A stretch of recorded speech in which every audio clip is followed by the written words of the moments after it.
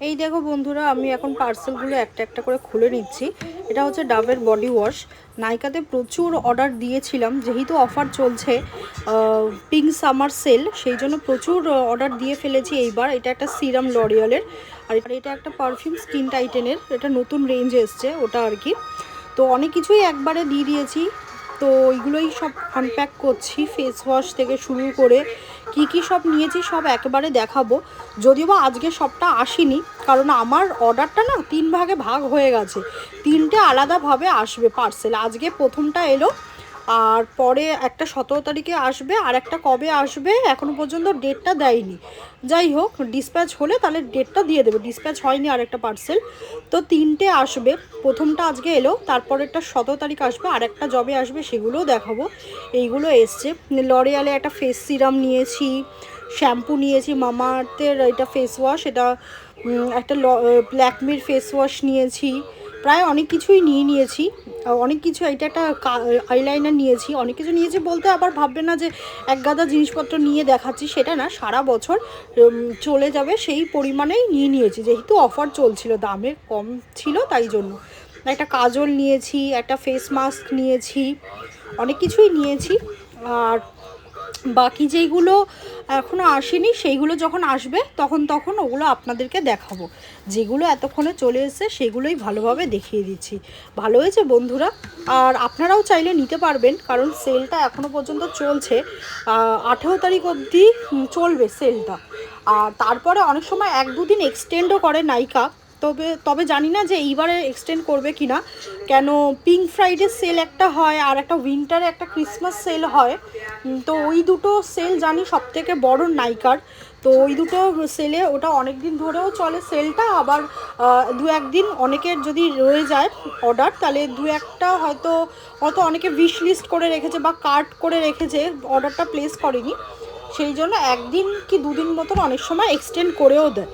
তাই বলতে পারছি না যে এইবারও এক্সটেন্ড করবে কিনা। তো আপনাদের কাছেও সময় আছে 18 মে অবধি, পারলে মাঝে মধ্যে বাচ্চাদের সাথে একটু খেলতে হলে বাচ্চাদের মতন করেই খেলতে হয়। তাই বাচ্চাদের সাথে যদি একটু সময় কাটাতে হয়, বাচ্চাদের মতন করেই কাটাতে হবে। আমিও মাঝে মধ্যে যখন সংসারের কাজ থেকে ছুটি পাই বা সংসারের কাজ তাড়াতাড়ি শেষ করে ফেলি, হাতে আর কাজ বেশি বাকি থাকে না, তখন ছেলের মতন ছেলে হয়ে, মানে বাচ্চার মতো বাচ্চা হই, বাচ্চার সাথে খেলি, তাতে বাচ্চাও খুশি আর বাচ্চার মা। Good afternoon and welcome back to my new blog. বন্ধুরা, আশা করি সবাই তোমরা ভীষণ ভালো আছো, আর আমিও মোটামুটি ভালো আছি।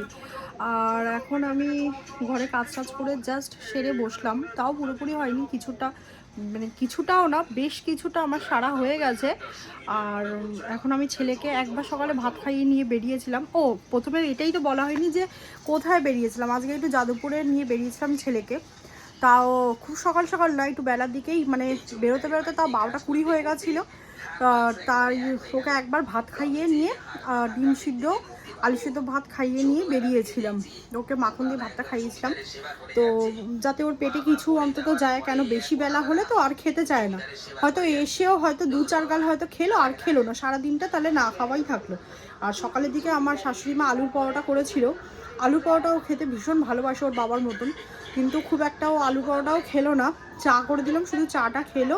আর সকালে একবার দুধ খেয়েছিল, আর একটা পরোটার হাফটুকু মতো খেয়েছে, তো কিছুই তেমন খাইনি। তাই ভাবলাম যাওয়ার আগে ওকে আগে 1 ঘন্টা পড়িয়ে নিই, কারণ পড়াশোনা ওরা একদমই হচ্ছে না। পড়াশোনা থেকে ভীষণভাবে ও ডিট্যাচ হয়ে গেছে। তা যদি ওকে একটু পড়াশোনার মধ্যে না রাখা হয়, আর এমনিতেও দেখবেন সব বাচ্চাদেরই এইটা একটু হ্যাবিট আর কি, একই ধরনের। 2-1 দিন যদি পড়তে না বসান, 2-1 দিন যদি পড়াশোনা রিভাইজ না করান, তাহলে আগেও যেগুলো মুখস্থ করেছে সেইগুলো ভুলে বসবে। আর হয়তো ভেতরে আতকাচা হয়তো জানে, কিন্তু সেগুলোও বলতে চায় না। সেই জন্য ওকে আমি আজকে 1 ঘন্টা পড়তে বসলাম, দেখলাম বেশ অনেক কিছুই আবার ভুলে গেছে। ওগুলো আবার ভালো করে রিভাইজ দেওয়ালাম, দিয়ে ওকে ভাতটা খাইয়ে তৈরি করে নিজে তৈরি হয়ে বেরিয়েছিলাম। এই একটু আগে ফিরলাম, এসে ঘর যা মানে যেইভাবে ছেড়ে গেছিলাম, ওই রকম অবস্থায় নাকে মুখে দৌড়ে ঘরটার মোটামুটি পরিষ্কার পরিচ্ছন্ন, আমি বলবো না যে খুব পরিষ্কার হয়ে গেছে, কারণ জামা কাপড়ের একটা স্তূপ আমার পাশেই একদম পড়ে আছে দেখবেন, আর একটা স্তূপ হাফ গোছানো হাফ নষ্ট, ওগুলোকে একটু ঠিকঠাক করবো। এই যে বসলাম আর ঘামছি দেখে নিশ্চয়ই বুঝতে পারছেন যে খুব ঊর্ধ্বশ্বাসে কাজ করেছি। এসেই আবার ওকে চানও করিয়ে দিয়েছি, কেন চানটা করে নিয়ে যাইনি, বাইরে এমনি গরম, ঘাম ঠাম দেবে, বাইরে থেকে আসবে। আর করোনার পর থেকে না, মানে করোনার সময় থেকেই আর কি আমাদের বাড়ির একটা নিয়ম হয়ে গেছে, বাইরে থেকে কেউ এলে তাকে ভালো করে শ্যাম্পু স্নান করে তারপরে আগে বাথরুম হয়ে তারপরে সে ঘরে ঢুকবে। করোনা হয়তো নেই, কিন্তু নিয়মটা আমার রয়ে গেছে। হ্যাঁ, হয়তো শ্যাম্পু দিয়েও চান করেনি, কিন্তু সাবান দিয়ে ভালোভাবে চান করিয়ে তারপর ঘরে ঢুকিয়েছি, জানি এরকম ব্যাপার, সেই জন্য। আর নিজেও ভালো মতো পরিষ্কার হয়ে নিয়েছি, চুলটা ভেজাইনি কিন্তু ভালো মতো পরিষ্কার হয়ে নিয়েছি, দিয়ে নাইটি নাইটি পরে ঘরে কাজকর্ম করেছি। এখন তাও অনেক কিছু বাকি আছে কাজ, সেগুলোকে সেরে নেবো কথা বলতে বলতে তোমাদের সাথে, বা ফোনটা রেখে আগে কাজটা সেরে নেবো। তারপরে ওকে আধা ঘন্টা 45 মিনিট পর আরেকবার ভাত খাইয়ে দেবো, দিয়ে ওষুধ খাইয়ে আজকে তাড়াতাড়ি ঘুম পাড়িয়ে দেবো। কারণ আজকে আবার ওর কোচিং আছে, কোচিং এমনি 2-3 দিন ওর গলার জন্য, মানে কাশির জন্য, কাশিটা যদিও বা অ্যাজ ইউজুয়াল যেইকে সেই রয়েছে, ওষুধের পর ওষুধ, অ্যান্টিবায়োটিকের পর অ্যান্টিবায়োটিকের বোতল শেষ হয়ে যাচ্ছে, কিন্তু ওই যেইকে সেই রয়েছে। আর ওর ভোকালেও একটু চোট পেয়েছে এই কাশির জন্য, যেহেতু ড্রাই কাফ ডাক্তার বলেছে, সেই জন্য একটু রেস্ট দিতে বলেছিল, যার জন্য স্কুল আর কোচিং দুটোই একসাথে মানে একই পরিমাণে কামাই হয়েছে। স্কুল যদিও বা ছুটি পড়ে গেছে সামার ভ্যাকেশন, তাই ওটা নিয়ে আর চাপ নেই, কিন্তু কোচিংটা যে কদিন ছুটি পড়ছে না সে কদিন তো ক্লাসটা করতে হবে, সেই কারণে ওকে তাড়াতাড়ি ঘুম পাড়িয়ে দেবো। তাহলে ঘুম থেকে উঠে ওকে দুধ বা কিছু খাইয়ে ওকে কোচিং থেকে নিয়ে এসে আবার ও যেটা খেতে চায়, রাতে যদি বা ভাত খায় না, যাই খেতে চায় ওটা খাইয়ে ওকে আবার শুয়ে দেবো। কালকে আবার আমার ননদরা আসবে, ওরা এসে 2-3 দিন থাকবে, ওদেরকে বললাম। ও বলছিল এমনিতেও দাদা বাড়ি যাবে, তো 2-3 দিন এসে ও থাকবে। তা কালকে জানতে পারলাম দাদারা নাকি বাড়ি যাচ্ছে না, তো বউ বললো যে তাহলে বোধহয় আসা হবে না। তখন আমার শাশুড়ি মা আর আমি দুজনে মিলেই বললাম তাহলে দুজনে মিলে এসে কটা দিন থেকে যাও, তাই বলাতে ওরা কালকে আসবে, কটা দিন থাকবে। তাই জন্য আজকে আবার আমার এক্সট্রা কাজও আছে, ওপরে ঘরটাও পরিষ্কার করতে হবে, ওপরে ঘর পরিষ্কার করতে হবে। এইটা আবার তোমরা এইভাবে নেবে না যে ও লোক আসলেই বুঝি তাহলে ওপরে ঘরটা পরিষ্কার, আদারওয়াইজ হয় না। আদারওয়াইজ হয়, কিন্তু যেটা আগেও তোমাদেরকে বলেছি আবার মনে করিয়ে দিই, যারা আমার নতুন পরিবারের নতুন বন্ধুরা তাদেরকেও বলি, যেহেতু আমরা ওপরে ঘরে থাকি না সেহেতু রোজ পরিষ্কার হয় না, সংসারে এত কাজ তো রোজ ওপরে ঘর পরিষ্কার করা যায় না, সেই জন্য 2-4 দিন অন্তর পরিষ্কার হয়, আর 2-4 দিনে বেশি হয়ে গেছে। আর কালকে যেহেতু দরকারও, সেই জন্য ওপরে ঘরটা পরিষ্কার করব। হ্যাঁ, এবার ব্যালেন্স যেটুকু কাজ আমার এখানে বাকি আছে ওগুলো সারার পর যদি হাতে সময় থাকে, যদি, তাহলে ওপরে ঘরটা ধরবো আজকে, নাহলে কালকে সকাল সকাল ধরে পরিষ্কার করে ফেলবো। আর এখন আর বেশি কথা বলবো না, প্রচুর কথা হয়ে গেছে। এই দুটো স্তূপগুলো তুলবো গুছিয়ে, তারপর ছেলেটাকে খাওয়াবো, ঘুম পাড়াবো, তারপর চান ঠান করে, আর বরের আসতে দেরি হবে যেহেতু লোকজন বাড়ি গেছে, আর একা একাই দোকানদারি করতে হচ্ছে, ও আসুক দোকান থেকে, ওকে খেতে টেতে দিয়ে আমি খেয়ে উঠি, তারপর তোমাদের সাথে কথা বলবো। ততক্ষণ তোমরা দেখতে থাকো আর সঙ্গে থাকো। In this crazy life we live, we all need someone to hold, a friend to light the way when the world starts to. Hello friends, কী করছো তোমরা এখন? কালকে ব্লগটা আমি শেষ করতে একদম পারিনি, কালকে মনটা খুব খারাপ হয়ে গেছিলো বিকালের দিক থেকে, বিকজ মায়ের শরীর একদমই ভালো না, এখনও খুব একটা ভালো না। সকাল থেকে একবারও খোঁজ নিতে পারিনি, একটু বাদেই ফোন করবো মাকে। কালকে দুপুরবেলা বোনের সাথে কথা হচ্ছিলো, এমনি অনেকদিন ধরে ভাবছিলাম যে মা বাবার সাথে গিয়ে দেখা করে আসি, বিকজ মা ফোন খুব একটা ফোন তুলে ফোনে কথা বলতে বা মেসেজে কথা বলতে খুব একটা মা পছন্দ করে না। আর মায়ের মতনই খানিকটা আমিও হয়েছি, কারোর সাথে যদি দরকার হয় তাহলে সামনাসামনি গিয়ে 2-4টে কথা বলে নিলাম, বা হয়তো খুব আর্জেন্ট বা এমার্জেন্সি হয়তো যেতে পারছি না, ফোন করে তাহলে 2-4 মিনিট কথা বলে নিলাম, এর চেয়ে বেশি না। ফোনে ওই রোজ কেমন, হ্যালো হাই কেমন আছো, কী ব্যাপার, বৃত্তান্ত সুখ দুঃখের কথা ফোনের মধ্যে ঘন্টার পর ঘন্টা বলা। আমিও ওরকম হয়েছি মায়ের মতো, মাও তো খুব একটা পছন্দ করে না ফোন টোন, আর আমিও ওরকমই, ওই ব্লগ করতে হয়, ভিডিও করতে হয়, সেই সুবাদে বেশি ফোন ঘাটা হয়, কিন্তু আদারওয়াইজ ওই ফোন করে যে কারোর সাথে গল্প করব, কারোর হাঁড়ি খবর নেবো, খুব একটা আমি এগুলো পছন্দ করি না। আর আমার মাও সেম, আর আমি আমার মায়ের মতনই হয়েছি, তোমরা বলতে পারবে।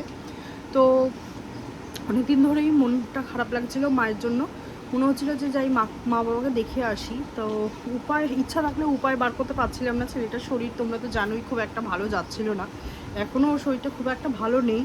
আর প্রচুর স্কুল আর কোচিং কামাই হয়ে গেছে। স্কুল যেহেতু এখন গরমের ছুটি পড়ে গেছে, সামার ভ্যাকেশন চলছে, সেই জন্য খুব একটা চিন্তার বিষয় নেই। কিন্তু কোচিং যেহেতু প্রচুর মিস হয়ে গেছে, সেই জন্য কোচিংটা আর মিস করাতে চাইছি না। আর 1.5 ঘন্টা ক্লাস, তো সেই জন্য সারাদিন বাড়িতে বিশ্রাম করুক। বিশ্রাম তো আর করে না, দৌড়াদৌড়ি, লাফালাফি, বদমাইশি, খেলাধুলা সব কিছুই করে, দৌড়ে আর দাপড়ে বেড়ায়। তো ওই 1.5 ঘন্টাটা ক্লাস ও নিশ্চয়ই করতেই পারবে। সেই জন্যই ওকে এখন কোচিংয়ে পাঠানো, না হলে ওকে যে খুব একটা কোচিংয়ে দিয়ে আমার শান্তি হচ্ছে সেটা অবশ্য নয়। যাই হোক, কালকে ছেলেকে কোচিংয়ে দিয়ে তারপর সেই পথেই মায়ের কাছে গেছিলাম। বেশিক্ষণ বুঝতে পারিনি কেন ছেলেকে কোচিংয়ে দিয়ে তারপরে মায়ের কাছে গেছিলাম, আর আবার টাইম টু টাইম ছেলেকে আনতে যেতে হতো, সেই জন্য বেশিক্ষণ বুঝতে পারিনি। যেটুকু টাইম বসলাম দেখলাম মায়ের শরীর একদমই ভালো না, আর মা কথাও ইনফ্যাক্ট ঠিকমতো বলতে পারছে না। ইচ্ছা হচ্ছিল যে তখনই বাবা মাকে নিজের সাথে নিয়ে চলে আসি, কিন্তু ইচ্ছা থেকেও উপায় নেই। কারণ প্রথম কারণটা হচ্ছে তারা একদমই রাজি হচ্ছে না, আর দ্বিতীয় কারণটা হচ্ছে যে আমার ননদ আর নন্দাই আজকে থেকে কদিনের জন্য থাকতে আসছে। আর ওরা আসুক, ওদেরকে অনেকবার করেই বলতাম ওরা আসে না।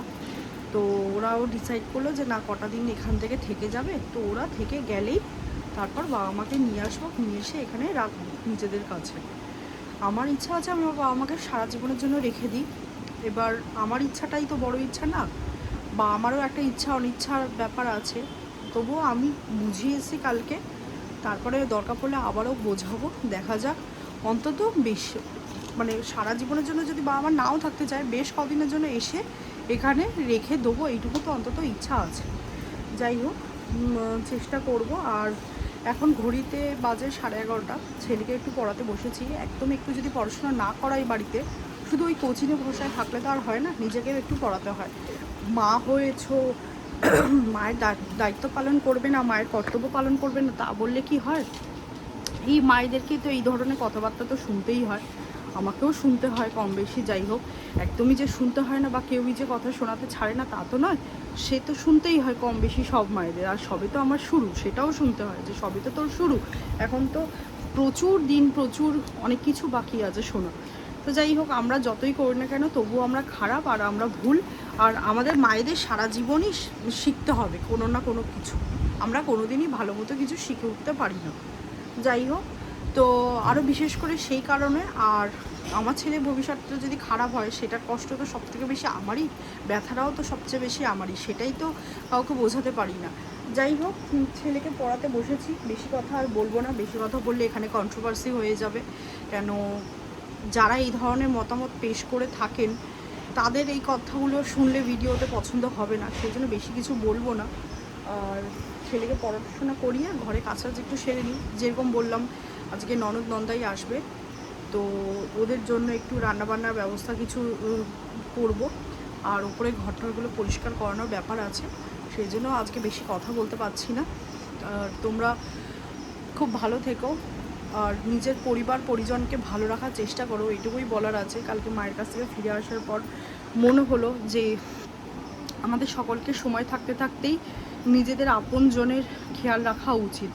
সময় একবার চলে গেলে সেই সময় তো আর ফিরে আসে না, সেই জন্য সময় থাকতে থাকতে সময়ের কদর করা উচিত, আপনজনের কদর করা উচিত, এই আর কি।